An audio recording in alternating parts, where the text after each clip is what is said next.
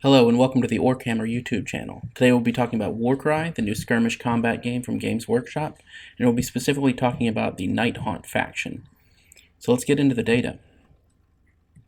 Alright, it was requested last video that I describe how I'm coloring various cells in my spreadsheet. So before I got started, I thought it would be a good opportunity to show you this legend and show you the bell curve so you get an idea of what the colors mean.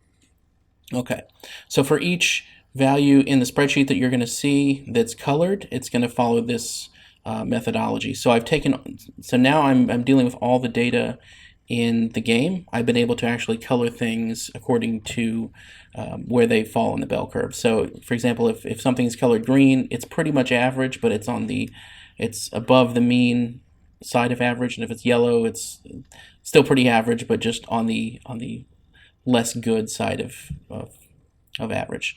And so on the top side, if it's above 2 standard deviations, I'm coloring it like a dark blue, fully saturated blue. Less saturated, kind of grayish blue, is between 1 and 2 standard deviations, and the cyan is between a half a standard deviation and 1 standard deviation. So most things should kind of fall in this kind of range. Orange is half a standard deviation to 1 standard deviation worse than average. There's a red color. It doesn't really look red in the graph here, but this is red, and it's 1 to 1.5 below. And then anything lower than 1.5 is kind of a deep red. So I stop at 1.5 on the low end, and I go 2 standard deviations and above on the high end, because if you actually look at the distribution of the data, it's not fully randomized. This is a kind of a curated data set, so it's not evenly distributed on both sides of the mean. We have more data on the positive side of the mean than the negative. And I say positive and negative because in some of the metrics, a high number is good, and in other things, a low number is good. So I just lump it into positive and negative. Anytime I have blue in there, it's a good thing, and red is always a bad thing. So this is an idea. I'll maybe try to mention it in the future videos, but I don't want to spend too long talking about it each time. So let's get into the data for the Nighthaunt. All right, and if you've seen my videos before, you know I'm going to talk about a little bit about the faction as a whole. I'm going to talk about our boss options. Then I'm going to talk about our troop choices, and then I'm going to speak a little bit about list building. In this specific faction, I'm going to give you 2 options for list building because I think there's 2 ways you might want to go with it. So this faction as a whole is I think one of the features here is that everything flies. So that's pretty rare, not too much flying in the whole game, and particularly every single option we have here flies. And the movement is good. It's not amazing. Everything moves better than average, so it's all moves 5s and 6s, but there's nothing that moves extreme. There's nothing in the 8 or 10 or 12 like other factions have. So you're going to move well, but you're not going to be the fastest thing out there. But being able to fly is important with considering how much terrain there is and how terrain focused this game is. So if you have a low durability leader or something and you need to escape combat, you can just zip through a wall as if it wasn't there, whereas another fighter is going to have to climb over that and take probably both his activations to reach you. So it's handy being able to fly, and I think Games Workshop's point algorithm values it highly. So let's examine our 2 leader options. We have the Extoller and the Dreadwarden. These guys are going to look pretty similar from a stats perspective, so there's only going to be a few areas that are going to make up for this 45 points of difference. So the Extoller is their expensive option, and the Dreadwarden is a little bit cheaper. So the number of wounds is a major metric here. So you have a little bit more durability in wounds and toughness from the Extoller, and we should see that work out in the spreadsheet. His move is 1 better, so you're paying for 4 extra wounds, 1 extra move, 1 extra toughness, and his weapon range is 1 higher. And I think that's all. So 45 points. If you think that's worth it for you, then go for the Extoller. Otherwise, save yourself 45 points and go with the Dreadwarden. One advantage of this Dreadwarden is that he takes the Elite rune, and we'll be examining that when we talk about the troop choices. Is the Elite rune and how it pairs with one of the other runes. So the fact that this Dreadwarden is a source of elite rune could be key to your warband here. So scrolling on, let's take a look. Okay, so everybody is the leader, everybody flies. Okay, so this is the orange means it's below average, but it's not terrible, but it's just note that these are a little bit expensive, and that's pretty common for bosses. Bosses are typically a little bit expensive for the price per wound, and if you figure in the durability, the Extoller is actually not terrible for how durable he is from a points perspective across the whole game. So a better buy for durability of the Extoller. But as you can see, since they do the same damage, his points per damage output is really terrible. They're both pretty bad, but the Extoller is a good bit worse since he is more expensive and doesn't do any additional damage. And this damage output for a boss is really bad. This is some of the lower damage, and I think this seems to be a theme with the death factions, is that the boss is there for their abilities and not for their damage output. And I think that's what's going on here. Okay, so I have also calculated, and we'll examine these more in the troop choices, what the effect of using the Onslaught ability is. Since anybody can use Onslaught, this should apply to every troop. If you use Onslaught, the average damage output from the Extoller will be 4.39 as opposed to 3.92, so he gets a nice little benefit. And so not every unit benefits equally from Onslaught. Some of them can make use of it a lot more. For example, like the Ogre Breacher does 2 attacks, and his damage output is pretty good, but since he only does 2 attacks, if you add a 3rd attack to that, all of a sudden, his performance improves 50% with Onslaught. Whereas if something did a lot of damage because it had 6 attacks, then adding one attack to that only improves it by 16% or whatever. So how things improve is going to be based on their damage profile, and some things improve better than others. There's abilities that I've calculated columns for here, and so we'll be seeing these columns in comparison, comparing which abilities to use for the fighters. Okay.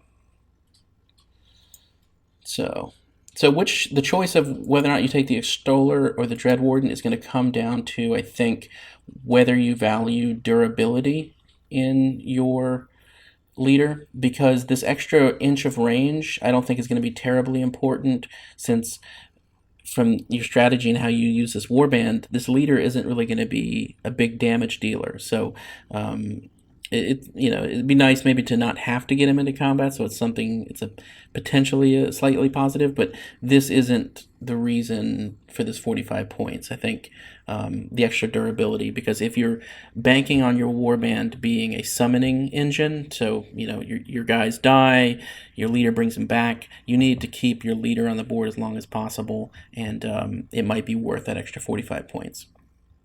But you don't need to build your warband here based around summoning. It can just be an added bonus, and we'll see both options when I get to list building. Okay, so I'm going to move on and talk about their troop choices. So I'm going to expand my troops here and hide my 2 rows for my leaders. Okay, and if you saw my best and worst of video for all of Warcry, then you'll be familiar with at least one of these units, and that would be the Spirit Host. So we'll be talking about him. So how it breaks down is we have 1 elite choice, and that's the Spirit Host. We have 2 units that are right on that kind of border between the semi-elite. I guess Grimgrass is pretty firmly semi-elite, and the Glaive Wraith is kind of in the line infantry territory. But they're actually, I think, choosing between these 2 is going to be an option, even though they're kind of straddling a line between a class of fighter. So we're going to make some choices between those 2 options, and then we have our Chainrasp, which is our lowest, our smallest troop option. So this is where it might differ from how you think the warband might play out. I was kind of expecting more of a chaff option in this warband, and maybe higher model count option, but this really ends up being, once you start working out the lists, this ends up being kind of an elite warband because, well, obviously you have one true elite choice, but I don't know, you can play with your own lists, but it's going to come out. You're really not going to have most of the options I came up with for viable lists tended to be in the 6 or 7 model count range. So yeah, it tends to be somewhat elite, I think. All right, so let's talk about the spirit host first, and let me just hide these. Okay, just talking about the spirit host. The spirit host is awesome. It's 30 wounds, toughness 5. There's nothing more durable than that in the game. That's a troop. There's a more durable leader, but for a troop, nobody has access to anything that's more durable than this currently. So, okay, he's durable, but what kind of damage does he do? Range 1, a whopping 6 attacks. So you had to do a double take to make sure that's actually true. 6 attacks. Strength 3, though, and 1 damage, 4 crit. So you might think, well, he's not really that much of a killer because of the strength 3, and like I feel like I keep repeating myself quite frequently, is strength and toughness really aren't that big of a deal. I'm going to have a whole video just talking about strength and toughness and precisely how important or non-important they actually are. So just, I think if you're looking at the stat line and you want to get a feel for what's important, my main thing I always look at here is the number of attacks. This is really important. Probably if you take just the critical value and the number of attacks alone, you have a good idea of what the offensive potency of this unit is. Okay. So he does 6 attacks, which is really crazy. That means these criticals you're gonna have a good chance of getting a critical every roll. He has the runes Destroyer and Fly, and I'll examine the runes in a second. This Destroyer rune, whenever we talk about the next batch of units, I'll pull up the abilities tab and we'll examine this Destroyer. Okay, his points per wound is 7.33, so that's among the better in the game, but you got to remember he's toughness 5. So if you factor out of all of the different strength values in the game and the average damage done by units in the game, which is 1.59, the average critical value of the game is 4.03. At the various toughness level or strength levels at the distribution that you find the strength levels in the game, it works out to average things in this game are going to take roughly 30.81 attacks to kill. So how many attacks he's taking is going to depend on the warband you're facing and how many each of those have per activation and all that. But just an idea as a metric that kind of folds in the wounds and the toughness at the same time, using the real world data of what's in the game currently. This should give you a feel for how durable he is. And if you divide the points in the unit by that attacks metric, you get a remarkably efficient 7.14 points per attack to kill. So this is an extremely great value for, I wouldn't say extremely great, but this is one of the better value units in the game for durability. And that's notable because this faction as a whole is pretty bad at efficient point usage for durability. So in a faction of undurable things, this is notably durable. His effective damage is also, like I said, I'm using real world stats across the entire game. He's dishing out a much better than average 5.92, but the points you're paying for that damage are a little on the high side. So it's a little bit on the high side, but as we'll see in a minute, there is an important, his ability is particularly good. I think it's one of the, for a triple ability, it's this ability called Frightful Touch.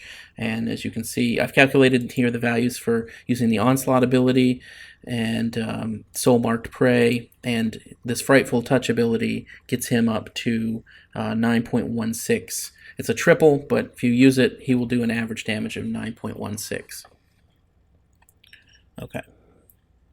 So that's a little bit about the Spirit Host. The Spirit Host is such an efficient buy, and even if he wasn't an efficient buy, I think every warband needs a high damage dealing option. He is your best damage dealer in this faction. So even if you don't like the Spirit Host, I don't know, your math comes out different, you can't deny that he is the best damage dealer, and you're kind of forced to take him, I think. Like, you don't want to build a warband that's entirely chaff, even though you don't really have true chaff here.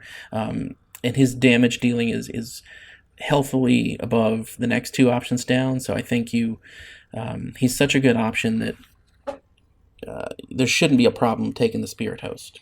As we get into the list building, I'll expand on that a little bit more. Oops, let me hide those bosses again. Those got unhidden. Okay, so that was the Spirit Host. I'm going to talk about the Grimghast Reaper and the Glaive Wraith Stalker. Sorry. And I'll talk about the Chainrasp later, but I'll just leave it. I'm not going to bother hiding it again. Okay, so we're definitely taking a Spirit Host, probably in every list, probably more than one in many lists, and he's the true rock star. But we have to make a choice here of the Reapers and the Stalkers. So for 15 points, let's see what the difference is. So one extra move for our 15 points. Okay. The damage, like the attack profiles look pretty similar, except we have one extra crit from the Reaper as opposed to the Stalker. And this might not seem like a big difference, but we'll see what it translates to in terms of the actual numbers. The Reaper gets access to this elite rune, whereas the Stalker does not. And remember I said that there was the one leader, the Dread Warden, has access to the elite rune as well. So I think this is a good point to switch over to the abilities tab and talk about these runes for just a little bit. Okay, so the runes that I wanted to talk about now was the Elite rune and the Destroyer rune, these two abilities. So the Elite rune, which is the one that the Reaper gives us, and also the Dread Warden, pick a visible enemy fighter within 3 inches of this fighter with 1 or more damage at the end of the battle round. Add 1 to the strength characteristic of attack actions made by the friendly fighter, and a fighter cannot be picked more than once per battle round. Okay, so you pick a fighter within 3 and add 1 to the strength characteristic. As we'll see in the data, on its own, that, like I said, strength isn't that impressive of a characteristic. It's not a big deal. Okay, talking about the Destroyer rune. So this is Frightful Touch is the ability, and basically all successful attacks are counted as criticals. So this is key, and this is the ability that the Spirit Host takes. So most of the damage done in the game is done by criticals, even though your base attacks hit more often. The majority of damage across the entire game, and for most fighters individually, is the truth is criticals are what deal the most damage across all damage dealt. So the fact that this can convert regular damage into critical damage means this is potentially a huge deal for that fighter. He's potentially going to just drastically increase his damage output. So the only thing keeping that in check, and let me flip back here to the fighter profiles, the only thing keeping that in check is this strength 3. So with a strength 3, if you're up against a toughness 4 or toughness 5, I mean, toughness 4 and 5 it represents a pretty good majority of the game. Well over half of the game is going to be toughness 4 or toughness 5. You're only going to be hitting on 5s and 6s. So that's going to increase your criticals from 1/6 of the time you're hitting on critical to 2/6 of the time, or 1/3 of the time. And you can see this is a base damage profile of only 1 and critical damage of 4. So it's nice, but that ability is really kept in check by that low strength. So it increases that Spirit Host from 5.29 to 9.16. So it's it's huge just with the strength 3, but things get out of hand if he is within range of somebody with the elite rune, which would be the Grimghast Reaper or the Dreadwarden, and they use the the Frightful Touch, if they use Soul Marked Prey to give him +1 strength, now he's doing more criticals. So he's hitting on more dice, and he's doing criticals on each one of those. So this is one of those rare opportunities where two abilities in the warband really feed right into each other and create a sum that's more than or create a total that's more than the sum of all of its parts. So these things multiply in a pretty terrifying way. So you can see if you used Soulmarked Prey on the Spirit Host from another fighter and then activated the Spirit Host and used Frightful Touch, he's doing an average damage output of 12.36. That's very difficult to achieve. I haven't crunched the numbers and see what all possible combinations of all the different abilities other warbands might have, but I suspect that this is going to be on the higher end of what's possible to achieve for average damage output from a fighter. This is pretty amazing, and you could bring a couple of these Spirit Host guys, you could bring a couple Reapers, or a Reaper and a Dreadwarden, and for the price of a double and a triple, you could achieve that, and for the price of just a triple, you can achieve that. So Spirit Hosts become terrifying with abilities, and if you stack them, you could potentially knock out 2 units or 2 fighters per activation with a single Spirit Host. Just an absolute demon. This thing is the Spirit Host base is a very tanky unit, but with those abilities, you all of a sudden you're bolting on, a massive cannon onto that tank, and it's just, there's no downside. So great pairing of abilities. So just keep in mind the Elite and Destroyer runes are something I think you're going to want to try to pair up on. Okay. So the Grimghast Reaper and the Stalker, they are both quite expensive, among the worst in the game in terms of points per wound, and they are but they are toughness 5, so it's not going to work out quite as bad. The attacks per kill, points per attacks to kill, their durability just over 10 attacks to kill on average, and they're pretty expensive for that, although not quite as bad on the Stalker, because they have the same wound profile and the same toughness, but the Reaper's more expensive. He obviously comes out a little less efficient. So the damage output of these, you can see they're not great. These are on the lower end of line infantry. And yeah, there's even some chaff that are going to outperform you here. So they aren't great damage dealers. The only real good damage dealer you have access to in this faction is the Spirit Host. Okay. So they don't have access to that great a damage, but it's going to be enough, yeah, particularly if you use Onslaught, you can get 3.53 out of them. That's pretty reliable. It's only a double. The Soul Marked Prey, adding 1 to the strength, for example. So if all you had was one of these in range, there's no reason you wouldn't use Soul Marked Prey in exchange for Onslaught, even though I think they're both doubles. Soul Marked Prey does add some. You can see it takes it from a 2.65 to a 3.05. So it adds a little bit of, increasing the strength by 1 helps a little bit on average, but it's nothing compared to adding an extra attack. Adding an extra attack is most of the time better. I would save that Soul Marked Prey for this insane combo that you can pull off up here. Okay. So why would you take a Reaper over a Stalker?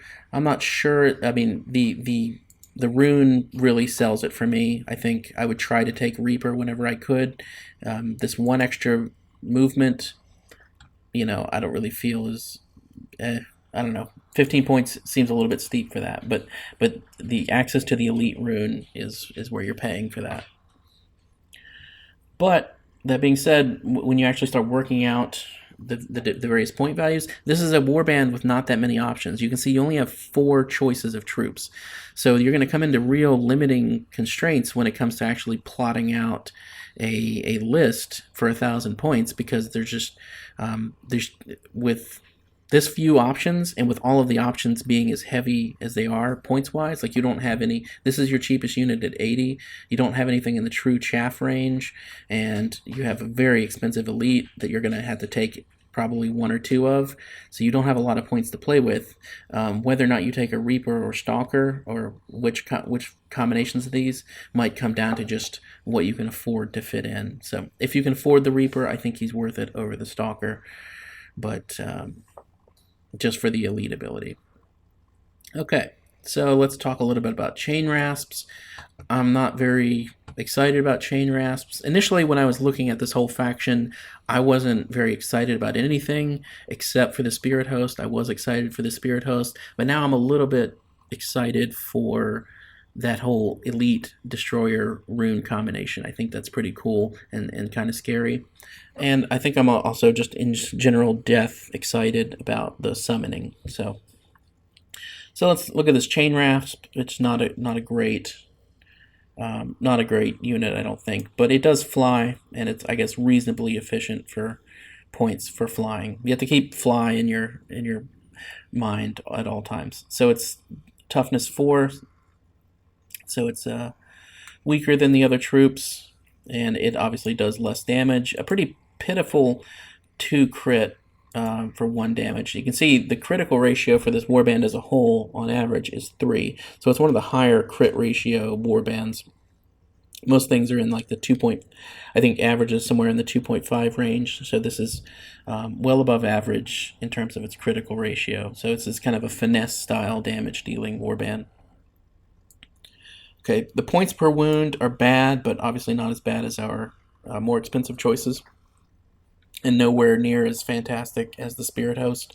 Like, this whole video series is about spending your points wisely and what's a good buy, and I really hate that I'm forced to compare everything here to the Spirit Host, because the Spirit Host is just doing so well in all those categories, and everything else is doing so weak. So this isn't a bad number, I don't feel like, and the durability isn't a bad number when you consider that this thing flies and it moves pretty well, but I mean, so does the Spirit Host, and the Spirit Host is awesome. So it's unfortunate that these numbers aren't better.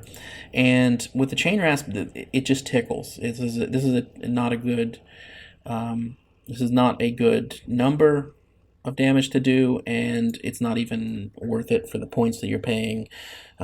So be concerned if your strategy is to load up on a whole bunch of Chainrasp, is that they just aren't going to stack up to large amounts of damage, really.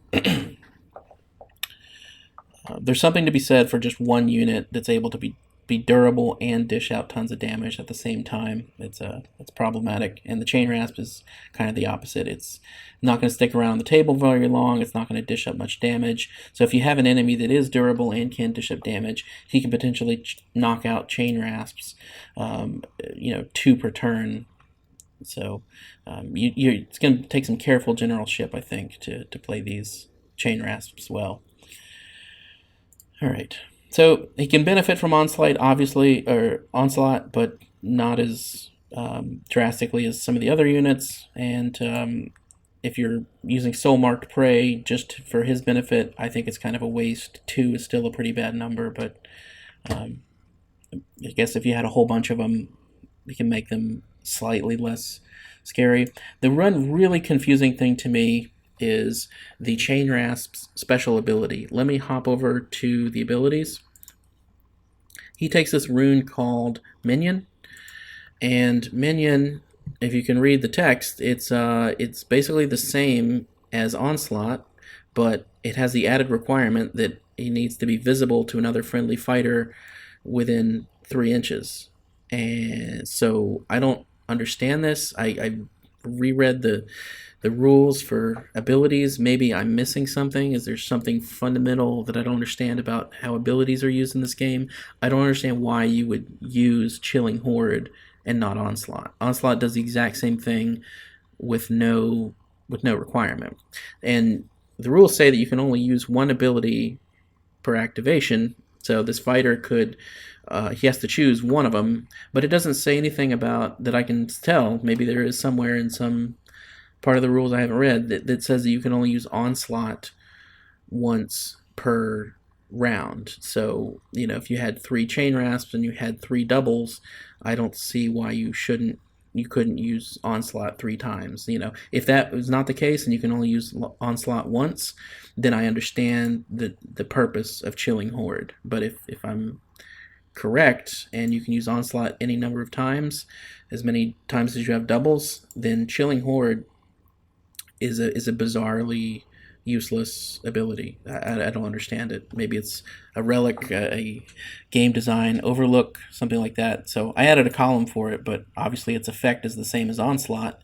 It's just it's a situational version of Onslaught that provides absolutely no benefit. So okay, so let me bring back our leaders and talk a little bit about list building. So I'm going to present you 2 lists. I think I'll talk about my least favored list first and then go into my more favored list. So my least favored list would be a horde / summoning focused version. I don't think this is a great faction for being a horde. So that might differ from the tabletop or from full Sigmar or whatever, but I'm not seeing it in the numbers and the abilities and stuff. But so if your strategy, if you wanted to play this faction as a faction that annoyed the enemy by having lots of dudes running around and summoning them back when they died, then this list would be, I would go with the Extoller over the Dreadwarden, to give him that little bit of extra durability, because only the leader can summon back. So you want to try to keep him around as much as possible.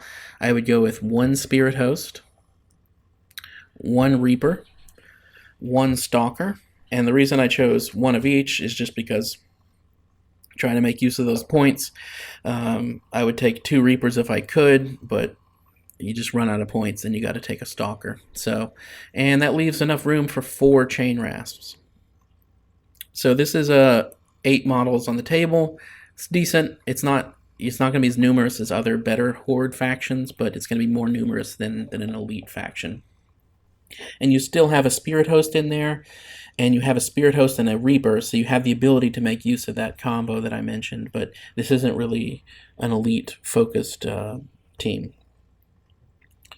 All right, moving on to my favorite of the 2 lists would be an elite heavy option. So I think I feel like this is going to play a little better, but I guess time will tell. I don't actually plan on playing this faction, I should caveat, but the way I like to play would favor this list, and I would go with the Dreadwarden, because he gives me a second avenue of access to that elite rune, and he frees up a few points because I'm going to want to spend a lot more points on my elite.